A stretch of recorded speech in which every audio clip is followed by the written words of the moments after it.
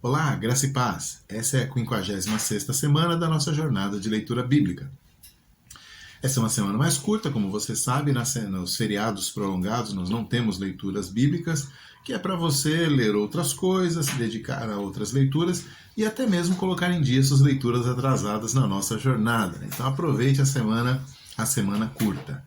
Nós vamos então do capítulo 30 até o 36, finalizando o segundo livro das Crônicas, e nesse pequeno trecho nós temos a continuação do reinado de Ezequias. Já tínhamos começado a ver o seu reinado, um reinado muito positivo na semana passada, mas agora no capítulo 30 temos a celebração da Páscoa, uma Páscoa como nunca se havia celebrado em Israel desde os tempos lá de Salomão. No capítulo 31, o restabelecimento do serviço no templo, depois como resultado das reformas religiosas de Ezequias. No capítulo 32, um revés, tem a invasão de Senaqueribe da Assíria e uma derrota miraculosa que ele sofre, mas também a enfermidade e a morte de Ezequias. No capítulo 33, temos o reinado de seu filho Manassés, que foi um idólatra, chegou a sacrificar seus filhos aos ídolos, como Acaz havia feito já no passado, e ele então é derrotado e levado cativo pela Assíria. E aí, no capítulo 33, nós descobrimos que ele se arrepende e retorna para a sua terra e morre ali em paz. Então, é um caso aí bem curioso de um péssimo rei, mas que tem um final de arrependimento. Ainda no capítulo 3, o reinado de Amon, que também foi um idólatra, depois de Manassés.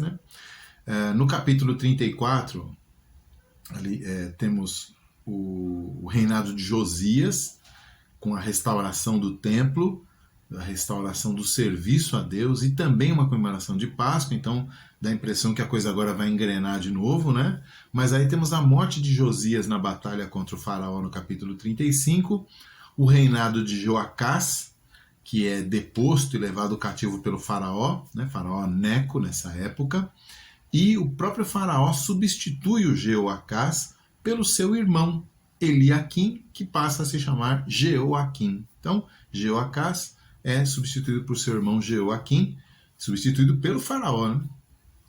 Depois, Jeoaquim é também deposto e levado cativo por Nabucodonosor da Babilônia e é substituído por Joaquim, um nome próximo aí também para a gente confundir, que também é deposto e levado cativo por Nabucodonosor e substituído por seu irmão Zedequias, que era um idólatra, que finalmente é deposto por Nabucodonosor, e aí a invasão babilônica deporta lá todo mundo e a história termina com essa nota muito triste. Meus destaques para esta leitura: em primeiro lugar, no intento de exaltar a unidade do povo de Deus, nós temos visto isso desde o primeiro vídeo sobre crônicas, o cronista faz questão de mencionar israelitas do norte que se unem ao reino do sul. Então aqui no capítulo 30, versículo 6, tem as cartas do rei e dos seus príncipes por todo Israel e Judá. Então o reino de Israel já tinha sido devastado pela Assíria, mas o cronista continua falando de Israel e Judá, porque ele está dizendo que as pessoas estão lá. Você perdeu aquele território, mas as pessoas estão ali e o reino tem que se unir em torno da dinastia de Davi. No capítulo 34, 21, ele fala: consultai o Senhor por mim e pelos restantes de Israel e Judá. Mesma ideia, está todo mundo aqui. Lá no capítulo 11 a gente já tinha passado por isso, no versículo 16 ele fala assim: todas as tribos de Israel, os que de coração resolveram buscar o Senhor, Deus de Israel, foram a Jerusalém para oferecerem sacrifícios ao Senhor, Deus de seus pais. Então, quando o reino se divide, ele mostra que alguns sacerdotes, a gente viu isso algumas semanas atrás, alguns sacerdotes se recusaram a cumprir aquela religião idólatra que Jeroboão fez e vêm para o reino do sul. E também fala que muitos membros das tribos de Israel desciam para adorar em Jerusalém. Então não houve um abandono completo. Havia ali, como Deus disse para Elias, havia alguns joelhos que não tinham se dobrado a Baal, mesmo no pior momento. No capítulo 15, também, versículo 9, ele fala: Efraim, Manassés e Simeão, que moravam no seu meio, porque muitos de Israel desertaram para ele, vendo que o Senhor, seu Deus, era com ele. Então, ele está sempre mencionando esses membros do Reino do Norte que descem para o Reino do Sul para se unir ali, porque veem que ali está a mão de Deus. Né? Então é aquela ideia que a gente já mencionou algumas vezes aqui, que ele está querendo promover esse desejo de serem um só novamente na volta do exílio da Babilônia, depois dessa invasão aqui, 70 anos depois dessa invasão, que termina o livro das Crônicas, eles vão retornar para a sua terra. Né? Deus prometeu e fez. Bom, um segundo destaque é a nossa tabela. Nós temos uma tabela aqui com os reis dos reis do Reino do Norte, Israel, né? Já tínhamos completado o lado de Israel da nossa tabela. Agora que terminamos o livro das Crônicas, que contou a parte do sul, vamos completar a nossa tabela com todos os reis, né? Então temos aí os reis do sul, mas não apenas os reis do sul, vamos completar também com os profetas que profetizaram no sul. O sul teve muito mais profetas do que o norte, né? Mesmo porque durou mais tempo, né?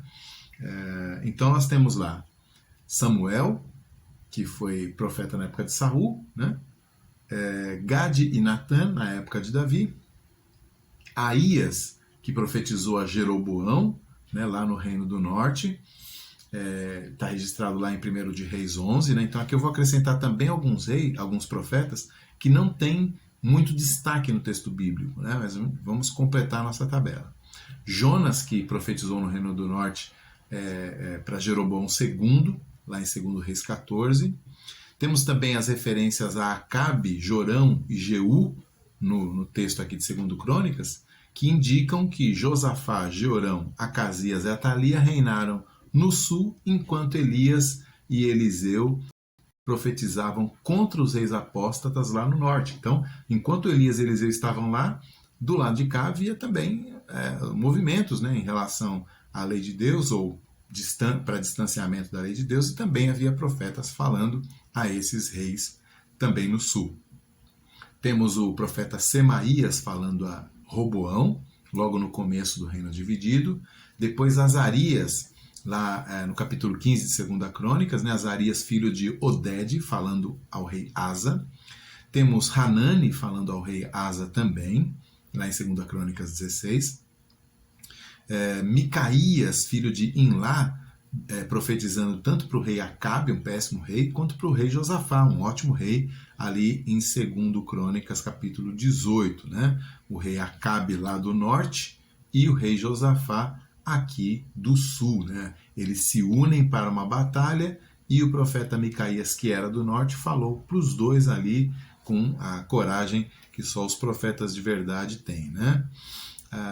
O vidente Jeú, né? Os profetas às vezes eram chamados de videntes também, porque eles tinham visões do que Deus queria que eles falassem. Né? Esse Jeú é filho do Hanani, que a gente já viu ali em cima. Né? Então, o Jeú falou para o rei Josafá, lá no 2º livro das Crônicas, capítulo 19, e ele também é registrado no Reino do Norte. Ele falou ao rei Baasa, lá no Reino do Norte, no primeiro livro dos Reis, capítulo 16, quase 50 anos antes. Então, quer dizer, é um profeta que ficou muito tempo no ministério, deve ter começado muito jovem e foi morrer muito velhinho, e ainda deu tempo de profetizar para o rei Josafá no sul.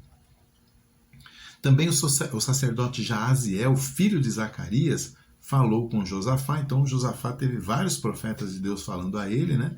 2 Crônicas, capítulo 20. Depois, lá no capítulo 25, nós temos um profeta anônimo falando a Amazias, eu nem registrei aqui. Alguns profetas anônimos aparecem, né? O profeta Isaías, filho de Amós, escreveu os Atos de Uzias, né? 2 Crônicas 26 fala dele, menciona ele. Lá no 2º livro dos Reis, capítulo 19 até o 20, também menciona o profeta Isaías. E, claro, o profeta Isaías tem um livro, né? O livro de Isaías, no qual ele registra que ele profetizou nos tempos do rei Uzias e até mais adiante, né? Profetizou até o rei Ezequias. Oded fala ao exército do rei Peca, que tinha derrotado o rei Acasa. Então, o rei Peca, lá do Reino do Norte, derrotou o rei Acasa aqui do Reino do Sul, e um profeta foi lá e disse: não está certo isso, Deus condena se vocês lutarem contra os seus irmãos lá do sul. Né? Então, esse profeta Oded aparece. em 2 Crônicas 28. 2 Crônicas 32, nós temos Isaías, filho de Amós, novamente, né, orando junto com Ezequias para que ele pudesse ser liberto lá de Senaqueribe. Isso está registrado também no segundo livro dos Reis, capítulo 18 e 19, e também no livro do profeta Isaías, capítulo 36 e 37. Então, o mesmo acontecimento está contado pelo livro dos Reis, pelo livro das Crônicas e pelo profeta Isaías. Lá, já no nosso finalzinho, segundo Crônicas, capítulo 35, diz que Jeremias compôs uma lamentação sobre o rei Josias. E claro, nós temos o livro das Lamentações de Jeremias, que registram todas as suas lamentações. Então, uma referência aqui que a gente vai comprovar lá. E por fim, Zedequias não se humilhou diante de Jeremias. Então, Jeremias profetizou para Zedequias também, e ele não se arrependeu. Está lá em 2 Crônicas 36, Jeremias 21, narra toda essa história. Quando a gente chegar nos profetas, a gente vai passar também por esses profetas que escreveram. Né? Eu estou apenas completando a nossa tabela aqui para comprovar que muitos profetas importantes, a gente não tem tanto conhecimento deles, simplesmente que eles não escreveram, mas foram muito usados por Deus também. E a mensagem para nós é muito clara, né?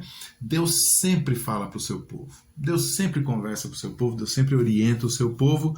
Nós é que por vezes fingimos que não estamos ouvindo. E você? Você tem ouvido a palavra de Deus? Ou melhor ainda, você tem dado ouvidos à palavra de Deus? Espero que sim, espero que sim. Pelo menos as nossas leituras aqui servem para Deus falar conosco, e se nós tivermos um coração manso aí e desejoso de aprender, certamente o Senhor nos dirigirá em todos os nossos caminhos. Até a próxima semana.